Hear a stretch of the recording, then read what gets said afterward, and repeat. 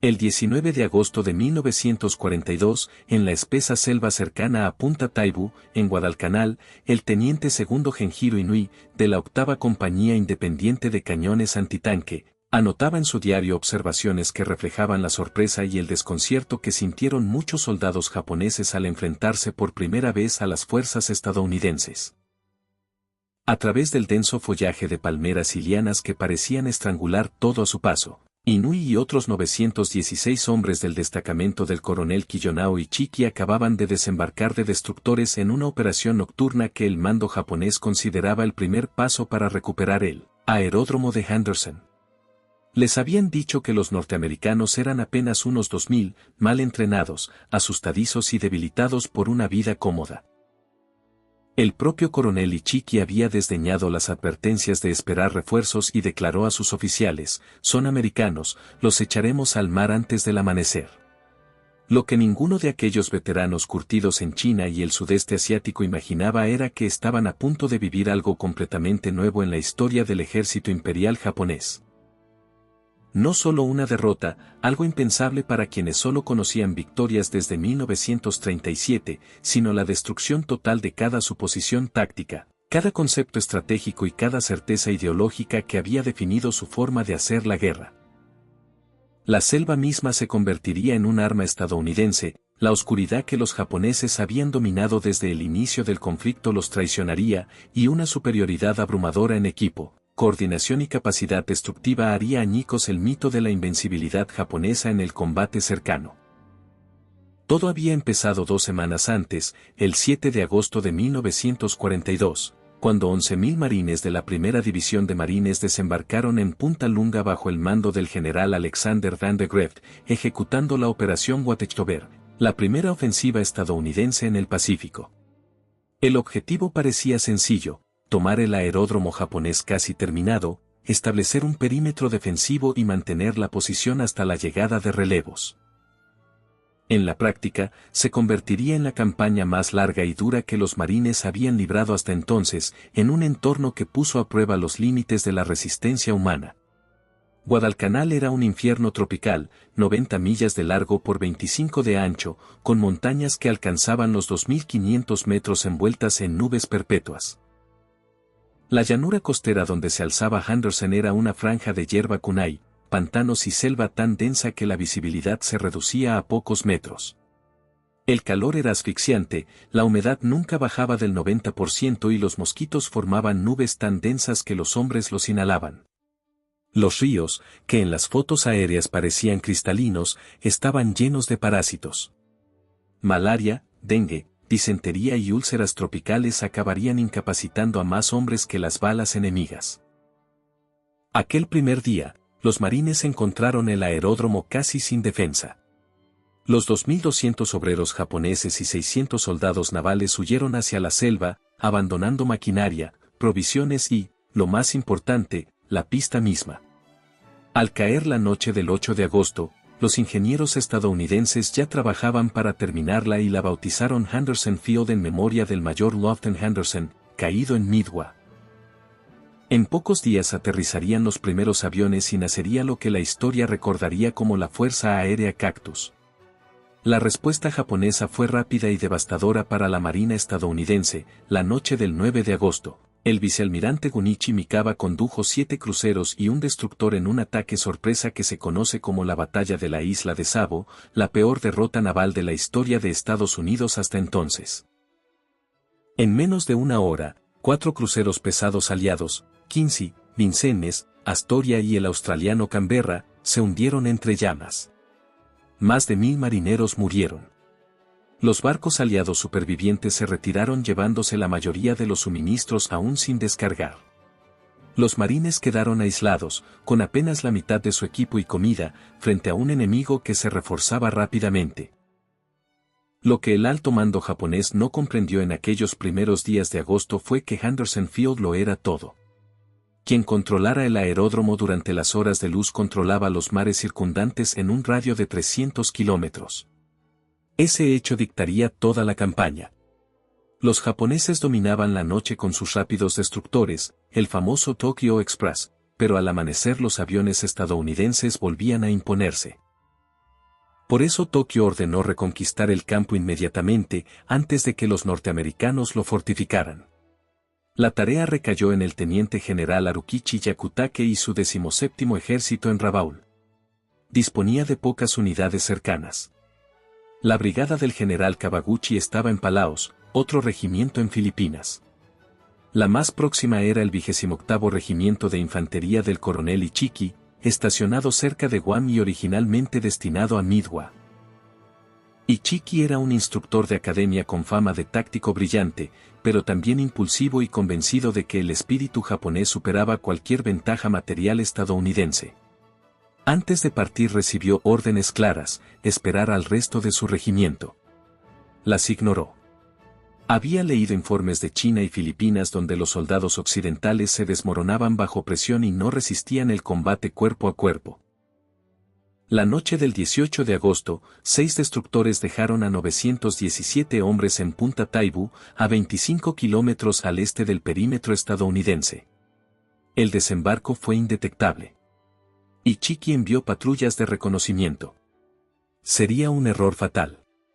Al día siguiente, una patrulla de la compañía A del primer batallón de marines, al mando del capitán Charles Brush, tropezó con soldados japoneses cerca de Punta Collie. En un breve y feroz tiroteo mataron a 31 enemigos y capturaron documentos que revelaban la presencia de una fuerza importante y, sobre todo, que los japoneses subestimaban gravemente la fuerza estadounidense. Brush corrió a informar. Van de Grift entendió al instante: ataque inminente desde el este. Ordenó reforzar la defensa en la barra de arena del río Tenaru. En realidad era el Ilu, pero el nombre equivocado quedó para siempre. El coronel Clifton Ketz situó al 2º batallón del teniente coronel Leonard Craswell con ametralladoras dispuestas para crear campos de fuego cruzados. Lo que siguió sería una de las batallas más desiguales de la historia de los marines. Ichiki, en vez de esperar noticias de su patrulla perdida o refuerzos, decidió atacar de inmediato. La noche del 20 al 21 de agosto ordenó un asalto frontal directo sobre la barra de arena. La doctrina japonesa apostaba todo al poder espiritual y los ataques nocturnos para neutralizar la potencia de fuego enemiga. Creía que sus veteranos romperían las líneas por pura audacia y combate cercano con bayoneta.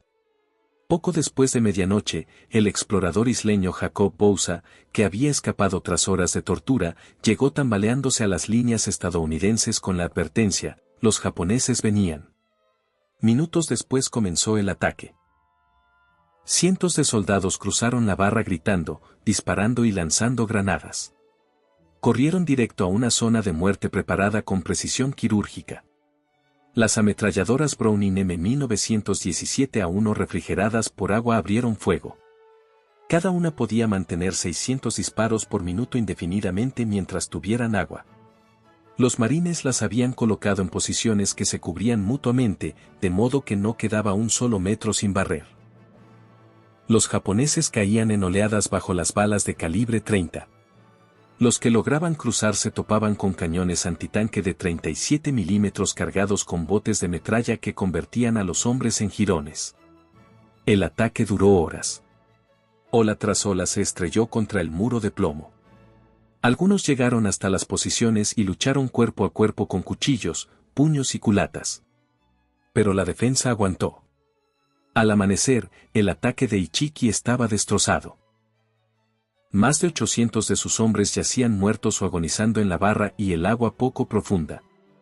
Con la luz del día, Van de Grift lanzó un contraataque con tanques ligeros M3 Stuart que cruzaron la barra y barrieron los cocoteros donde se escondían los supervivientes. El corresponsal Richard Tragas escribió: era fascinante verlos moverse entre los árboles, girando, escupiendo lenguas de fuego amarillo. No imaginábamos que quedaran tantos japoneses en el bosquecillo. Grupo tras grupo era descubierto y abatido. Al mediodía del 21 de agosto, la batalla del Tenaru había terminado. De los 917 desembarcados, unos 800 estaban muertos. Solo unos 128, casi todos de unidades de apoyo, lograron huir a la selva. El propio Ichiki murió, unos dicen que quemó sus colores y se hizo el seppuku, otros que cayó liderando una última carga. Las bajas marines fueron unas 40 entre muertos y heridos. El impacto psicológico en los japoneses fue devastador. Documentos capturados y testimonios posteriores muestran el shock de descubrir que un regimiento entero había sido aniquilado en una sola noche.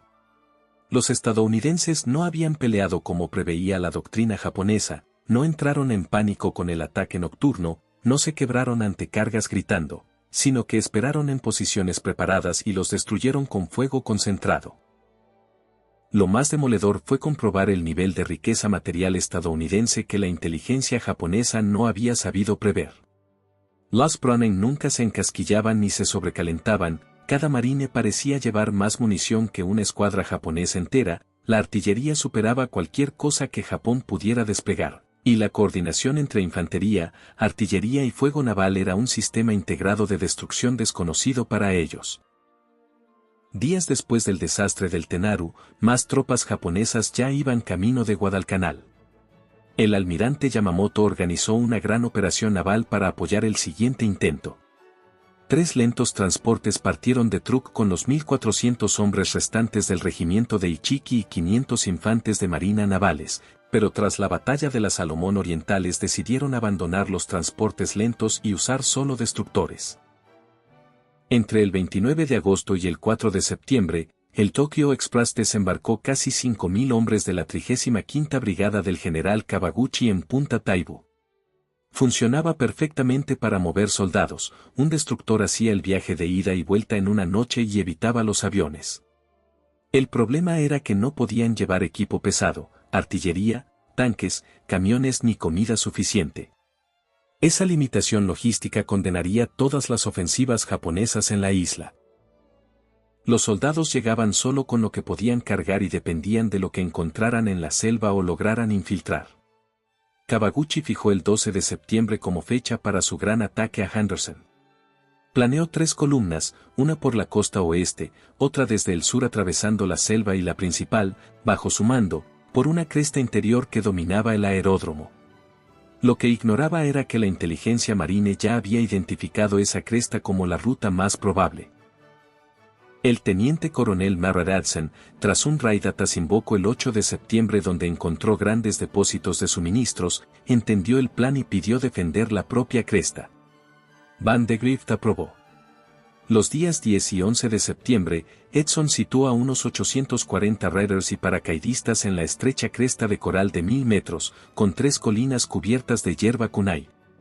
Las posiciones se prepararon con el mismo cuidado meticuloso del Tenaru. Ametralladoras cruzadas, morteros registrados, artillería preajustada. Era terreno ideal para infiltración nocturna, pero también un matadero si se defendía bien. La noche del 12 de septiembre comenzó el ataque de Kawaguchi, mucho más sofisticado que el de Ichiki. Los japoneses se filtraron por los barrancos a ambos lados intentando envolver las posiciones. La lucha fue confusa y brutal. En la oscuridad hubo combates cuerpo a pocos metros, pero cada vez que los japoneses concentraban fuerzas para romper, los morteros y la artillería del 11º de Marines los destrozaban. Se dispararon más de 2000 proyectiles, algunos tan cerca que hirieron a los propios marines. Las ametralladoras dispararon hasta que los cañones brillaban al rojo. El sargento John Basolon mantuvo una posición clave solo cuando toda su dotación cayó, y seguiría haciéndolo hasta ganar la medalla de honor. Al amanecer del 13, el ataque había sido contenido, pero Kawaguchi renovó el asalto la noche siguiente con más furia. Edson había replegado y reforzado la línea, ahora eran unos 2500 defensores. Los japoneses cargaron una y otra vez, muriendo a cientos. Algunos llegaron a 50 metros del puesto de mando de Edson antes de ser detenidos.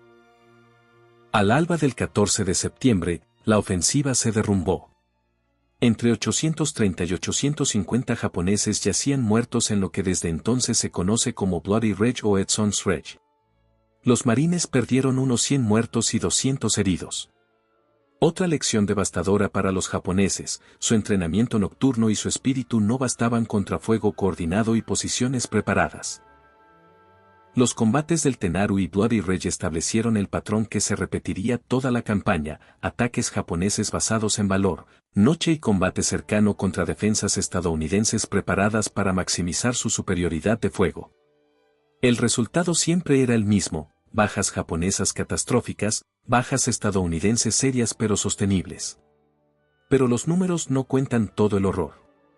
El entorno mismo era un arma. La malaria infectó a casi todos los que pasaron más de unas semanas en la isla. En diciembre de 1942 la Primera División Marine registró más de 8.000 casos. Las enfermedades incapacitaron a 2/3 de la división. La disentería era universal, las infecciones fúngicas devoraban la piel, las úlceras tropicales no cerraban nunca. Los japoneses lo sufrieron aún peor. Desde el principio les faltó comida. El Tokyo Express rara vez traía suficiente arroz. Los hombres subsistían de raíces, hierba y, a veces, cuero de cinturones. La quinina se agotó pronto y nunca se repuso. Los heridos morían de infecciones que con antibióticos básicos habrían sido curables. Un informe médico japonés de octubre indicaba que más del 60% de la 17ª Ejército estaba incapacitado por enfermedad o desnutrición, la efectividad en combate había caído al 30%. Morían 50 hombres al día, la mayoría por hambre y enfermedad. Los estadounidenses, protegidos por los aviones de Henderson durante el día, recibían barcos de suministro con comida enlatada, munición abundante, hospitales de campaña con plasma y sulfitos, evacuación de heridos graves. Los japoneses aprendieron a estirar una bola de arroz todo un día, racionaban cada cartucho y, cuando no había más remedio, daban una granada a los heridos graves para que se quitaran la vida y no retrasaran la marcha. A finales de octubre los japoneses lanzaron su mayor ofensiva. El propio general Yakutake llegó a la isla con elementos de élite de la segunda división. El plan era un ataque coordinado desde varios frentes, con el esfuerzo principal otra vez desde el sur. El 23 de octubre 9 tanques japoneses, rara avis en Guadalcanal, encabezaron un ataque al oeste por el río Matanikau, pero fueron destruidos rápidamente por cañones antitanque, artillería y un tanque Stuart. La noche del 24 al 25 de octubre, 5.600 hombres del general Yumio Nasu atacaron las líneas del teniente coronel Louis Chesty Puller y elementos del 164º de Infantería del Ejército. La lucha fue legendaria. Las oleadas japonesas se estrellaban una tras otra. Puller mantuvo la línea cuando solo un batallón separaba al enemigo del aeródromo. Ion Basilone corrió bajo fuego con munición para sus ametralladoras y reparó armas dañadas. Al amanecer del 25, Nasu estaba muerto y más de 2.000 japoneses también. Las bajas estadounidenses fueron cientos, graves pero manejables. En noviembre tuvieron lugar las grandes batallas navales que decidieron la campaña. Del 12 al 15, en combates nocturnos confusos y feroces, los estadounidenses perdieron cruceros y destructores, y 2 almirantes, Kayagan y Scar, pero impidieron que los acorazados japoneses bombardearan Henderson. El Kirishima fue hundido por el Washington en una demostración de puntería radar a larga distancia. Y lo más importante, aviones y barcos destruyeron un convoy japonés que intentaba desembarcar toda la 38ª División con equipo pesado. Solo 4 de 11 transportes llegaron a la isla y fueron destrozados antes de descargar. Más de 5.000 japoneses murieron ahogados o bajo las bombas. Fue el último intento serio de reforzar Guadalcanal con una fuerza grande y bien equipada. Para los japoneses en la isla, noviembre fue el principio del fin. Esperaban refuerzos y suministros, recibieron la noticia de que los convoys habían sido aniquilados. Las raciones se redujeron otra vez. Los ya famélicos sobrevivían con menos. Los enfermos llenaban chozas donde los médicos solo podían verlos morir. Los diarios capturados hablan de hombres comiendo hierba, cortezas, raíces venenosas, cuerpos quemados cuando quedaba fuerza para ello, y la certeza de que no vendría más ayuda. En diciembre, el mando en Rabaul tomó la decisión de evacuar. No podían reconocer públicamente la derrota, pero sabían que seguir significaba la destrucción total del 17º Ejército. Quedaban unos 11.000 hombres de un máximo de 36.000. 7.000 podían caminar, el resto apenas arrastrarse. La operación que, en 3 noches de febrero de 1943, sacó a 10.652 hombres usando destructores. Fue una hazaña notable, pero no ocultó la magnitud del desastre. Entre 25 y 30.000 japoneses habían muerto en la isla, 14.800 en combate y el resto por hambre y enfermedad. Los estadounidenses perdieron 1.600 en acción, 4.200 heridos y miles más temporalmente fuera de combate por enfermedades, pero podían reemplazarlos. La iniciativa estratégica había cambiado para siempre. El impacto psicológico en los japoneses fue inmenso. Por primera vez habían sido derrotados en combate terrestre sostenido. Todos los ataques basados en su doctrina tradicional fracasaron con pérdidas catastróficas. Descubrieron que los estadounidenses no solo tenían superioridad material abrumadora, sino que eran tácticamente competentes, bien dirigidos y capaces de soportar condiciones infernales. El espíritu y la habilidad individual no bastaban contra desventajas sistemáticas en fuego y recursos. Oficiales supervivientes reconocieron después de la guerra que subestimaron totalmente la calidad combativa estadounidense, la diferencia en equipo y suministros, la incapacidad logística japonesa para operaciones largas y que la voluntad de morir no compensaba la falta de sistemas eficaces de apoyo. Técnicamente, la superioridad estadounidense fue aplastante. Los marines pasaron del Springfield al Garand semiautomático de 8 cartuchos. Las Browning refrigeradas por agua podían disparar sin parar. Las japonesas tipo 96 y 99, más ligeras, se sobrecalentaban rápido. La artillería de 75 milímetros de los marines era móvil y precisa, la japonesa, escasa y con poca munición. El fuego naval y aéreo coordinado por radio era algo que Japón simplemente no podía igualar. La Fuerza Aérea Cactus, operando en condiciones durísimas, acabó logrando superioridad aérea local. En enero de 1943 la ofensiva final estadounidense, bajo el general Alexander Patch, barrió las posiciones japonesas restantes con apoyo masivo de artillería, aviación y barcos. El 9 de febrero los patrullas descubrieron que los japoneses se habían ido. Patch envió el famoso mensaje, el Tokyo Express ya no tiene parada en Guadalcanal. La campaña había terminado tras 6 meses de lucha brutal. Guadalcanal fue la primera gran victoria terrestre aliada en el Pacífico y marcó el punto de inflexión. Demostró que Japón podía ser vencido en tierra, que sus tácticas tradicionales eran obsoletas contra un enemigo industrial moderno, que el control del aire y el mar decidía el destino de las batallas terrestres, y que la logística y el fuego coordinado pesaban más que el coraje individual. Para los soldados japoneses que sobrevivieron, fue el momento en que la ilusión se rompió. Descubrieron que estaban luchando una guerra que no podían ganar, que su entrenamiento se basaba en supuestos falsos y que su nación enfrentaba a un adversario cuyo poder material crecía sin cesar. Para los estadounidenses, confirmó que podían igualar y superar a los japoneses en la selva, destruyó el mito de su invencibilidad y les enseñó lecciones que aplicarían en todas las campañas siguientes. En definitiva, Guadalcanal no fue solo una batalla. Fue el lugar donde dos visiones opuestas de la guerra moderna chocaron y una de ellas se hizo pedazos. Una creía que el espíritu del guerrero podía vencer cualquier desventaja material, la otra apostaba por la aplicación sistemática de la potencia industrial, la logística perfecta y el fuego coordinado.